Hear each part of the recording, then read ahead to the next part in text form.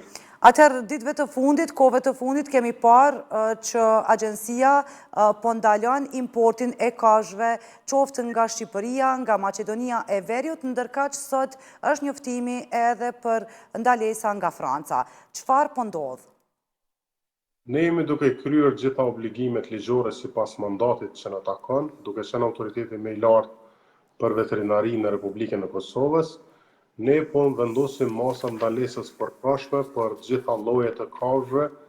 të cilat rezultojnë apo konfirmohet shpërthimi i smundjes për të njëjtat në vendet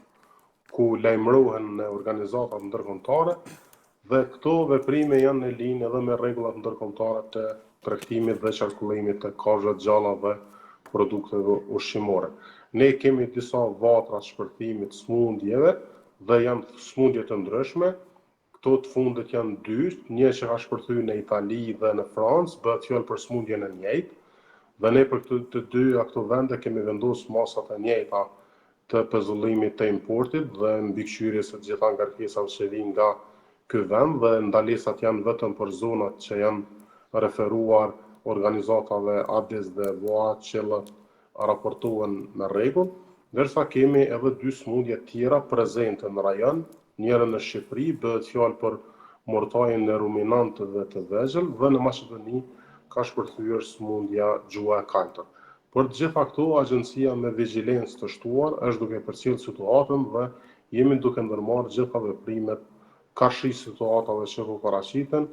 me qëllim që të parandalojmë futjen e këtyre smundjeve apo prekjen e kafshëve në Republikën e Kosovës. Kjo smundja e kafshëve, sidomos kjo e fundit LSD, sa mund të jetë e rrezikshme që të prekën edhe qytetarët? Nga zgjedhjet dhe ulimtimet shkencore që janë zhvilluar deri më tani mbi këtë smundje, nuk është evidentuar apo nuk ka rezultuar asnjëherë që smundja mund ta prek njeriu, por gjithmonë kërkohen masa preventive për të parandaluar përhapjen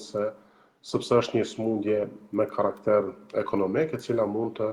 dëmtojë ekonomitë familjare dhe të fermerëve, dhe njëkohësisht e dëmton edhe ekonominë e shtetit. Andaj jemi detyruar që të marrim masa të përkohshme kufizuese, dhe këto do të jenë veprimet më të qelluara, më të duhura dhe në kohë që të parandalohet eventualisht hyrja e smundjeve në Kosovë. Sa i përket këtyre dy të fundit, sigurisht ne edhe gjeografikisht jemi larg me këto dy shtete, por ne duhet ta shtojmë vigjilencën dhe duhet të ndërmarrim veprimet me kohë, dhe jemi në linjë edhe me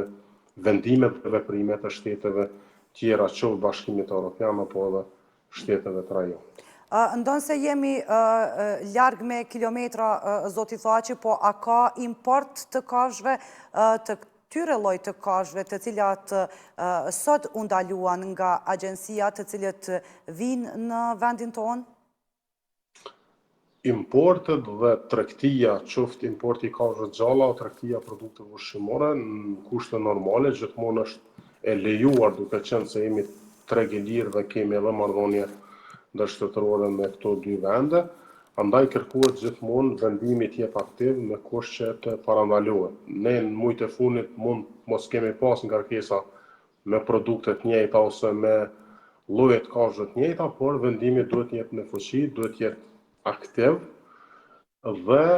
kjo pastaj e pengon çfarëdo eventualiteti që mund të hyjë në Republikën e Kosovës. Dhe këtu masa gjithmonë vendosen pas konfirmimeve të rasteve në zonë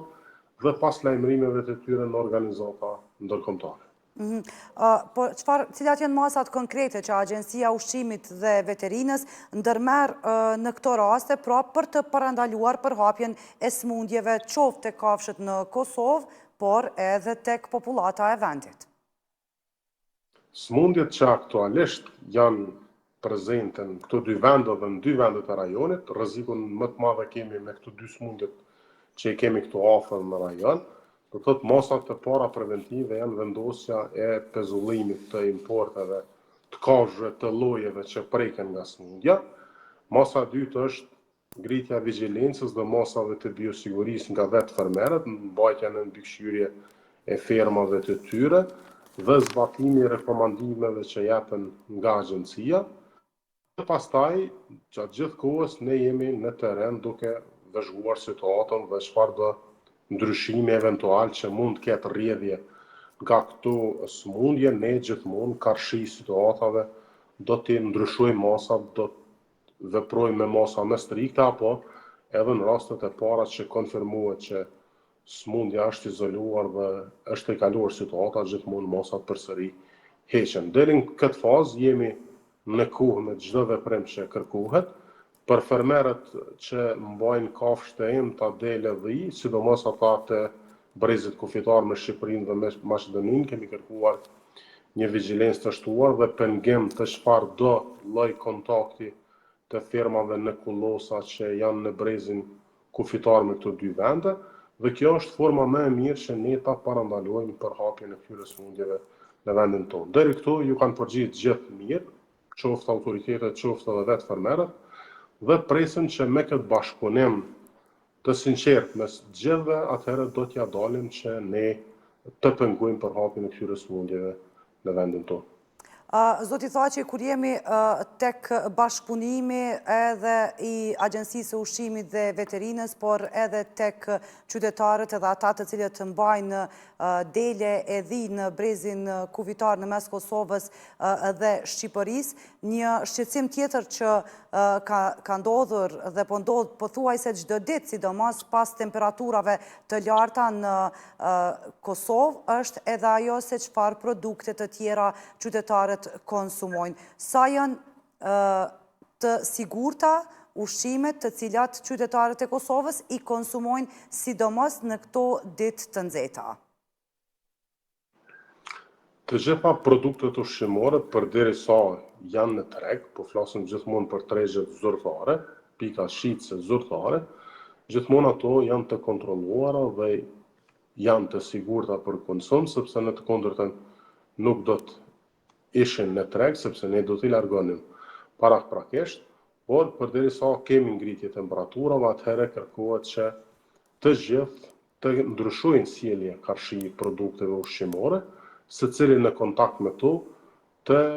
i ruaj dhe të manipuloj me to gjithmonë duke respektuar temperaturat që janë të shkruara në etiketën e secilit produkt. Çka do të thotë se gjitha pikat shitse duhet ta posëndojnë zinxhirin ruajtës frigoriferik të produkteve në raftet që ato shesin, e po ashtu edhe vetë konsumatorët duhet të kenë kujdes që nga koha kur blejnë deri në vendosjen e produkteve në frigorifer të shtëpive tyre, tjetë koha sa më e shkurt që mos të vije deri te kontaminimi i produkteve ushqimore. Sa mbretërojnë temperaturat e larta, gjithmonë kujdes. Në radhë parë i neve agjencisë është që fokus qëndrohet në çdo inspektim e kemi kontrollin e temperaturave të produkteve, e njëjta duhet vlej edhe për vetë konsumatorët që gjithmonë të kenë kujdes dhe të shqyqojnë të gjitha deklaracionet e produkteve, sidomos për kushtet e ruajtjes, sepse secili produkt i ka të shënuar në specifikacion dhe ato duhet të respektuar nga të gjithë, sepse në çfarëdo forme pikë ndër kryesore të sigurisë ushqimore është vetë ruajtja dhe vetë qëndrueshmëria e produktit varet nga kushtet e ruajtjes që bëhen mbi produktin. Zoti Thaqi, faleminderit për këto informacione që kanë dhënë me shikuesit e magazinës Info Plus. Faleminderit për jush.